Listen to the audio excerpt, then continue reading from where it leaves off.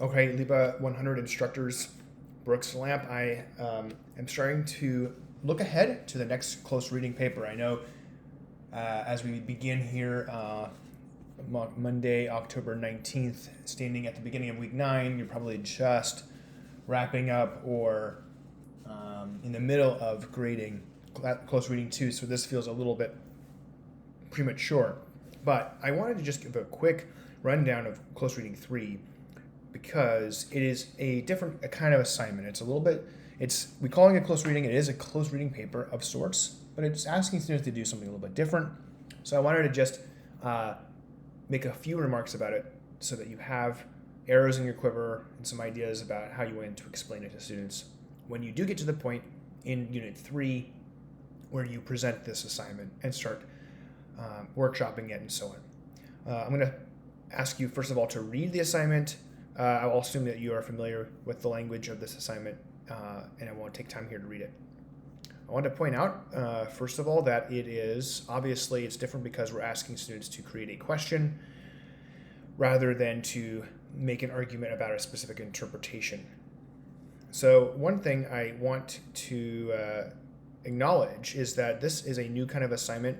We've never taught an assignment like this before in LIBA, so this is it's kind of experimental in some sense. I don't know exactly what we're going to see, and I don't have examples of what has been done before, so we are on an adventure together.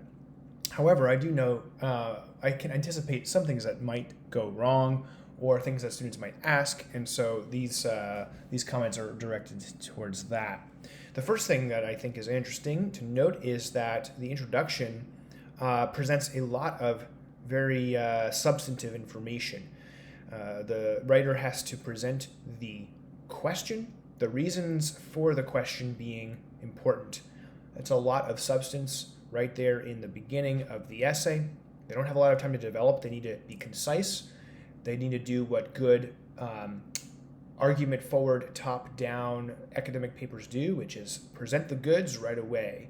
So we aren't talking about a very, very long first paragraph. We're actually talking about a short to medium sized paragraph. And students might need to have that emphasized so that they don't need to do a filler kind of intro. They need to jump right in.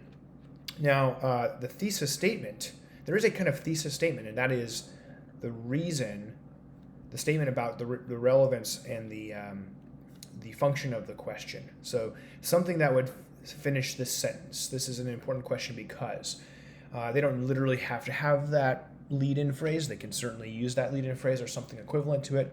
But however they want to write it, the answer to that, it has to be able to fill in the rest of this sentence to be considered the kind of thesis statement we are hoping for. So question and this kind of a statement, and this will function as the thesis statement. In the body paragraphs, they have quite a lot to do. They need to present some explanation and development of the significance and the meaning of the question. I really want to see, I personally like the idea of students dissecting their question in terms of its wording and phrasing, and I've nudged them towards that by asking them to think about using the definition and distinction tool. If they can define a word, if they can use the distinction concept to clarify a word, that might really help dig into why they worded their questioning specifically the way they worded it and why that's significant. And as you might infer from this, it is going to be an important part of their writing process to think very carefully about wording their question, revising their question several times, polishing it so that it says exactly what they wanted to say. Okay, the body paragraphs also need to present at least 2 possible answers to the question and consider their strengths and weaknesses, but not drawing a definitive conclusion about which of those 2 answers is correct. In fact, as I hopefully can tell from the way I wrote this, we don't want them to argue for one of these 2 possible answers. We want them to remain ambivalent, to present the 2 possible answers, weigh them against each other. And so one possible trap that students might want to avoid here is the straw man fallacy. So the strawman fallacy is creating an obviously wrong, easy to beat down hypothetical answer. So throwaway answers, things that are obviously wrong, answers that are easily dismissed or counter-argued, is not really a rigorous execution of this assignment. We want both of the possible answers to be legitimate, believable answers. And so strengthening the plausibility of those answers through some close reading analysis, through some reasoning, that's going to be the work that they're doing here. The other possible trap is coming up with two possible answers that are not actually two distinct answers, but perhaps like a slight variation or wrinkle. The second one might be like a slight variation on the first, not something truly different. And so I think some students might find it hard or counterintuitive to imagine two clearly different answers that work from different premises or different presuppositions that really answer the question in a different way. And they might need to stretch their thinking a little bit, and they might need to be encouraged to really do that. And in the workshop phase, you might ask them to look specifically, or the workshop and peer group classmates to look specifically for that. Are these really two different answers? Finally, in the conclusion, they have yet another something they have to really do, something they have to articulate, which is what the question reveals about the text. Not what which answer is right, but why the question is a good question. And so after going through the body paragraphs, hopefully this will lead to a natural sort of developed sense of this will emerge. The question is fruitful. It's compelling because it reveals the complexity of the text in some way. Let me give you a quick thought experiment example.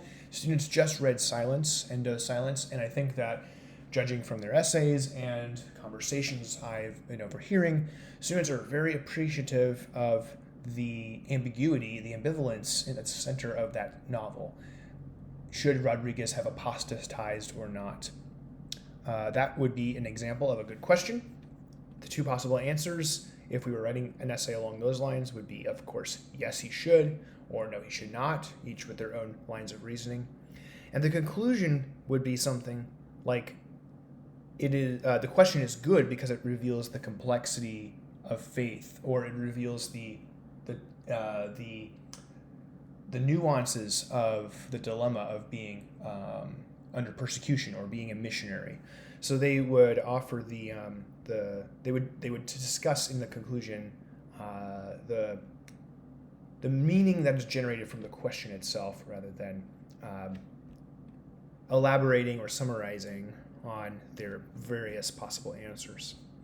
One other thing that might come up is the use of quotations.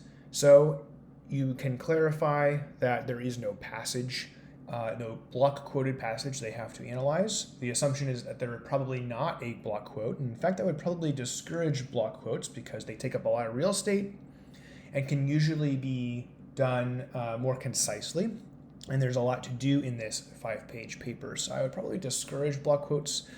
I would advocate for the use of summary and paraphrase as primary options of over-quoting, and I would advocate for very short quotes, even phrases and words in isolation, as preferred over whole sentences, and absolutely, or the least favorable. I look least favorably upon multiple sentences in a row quoted, unless it truly is justified by the analysis.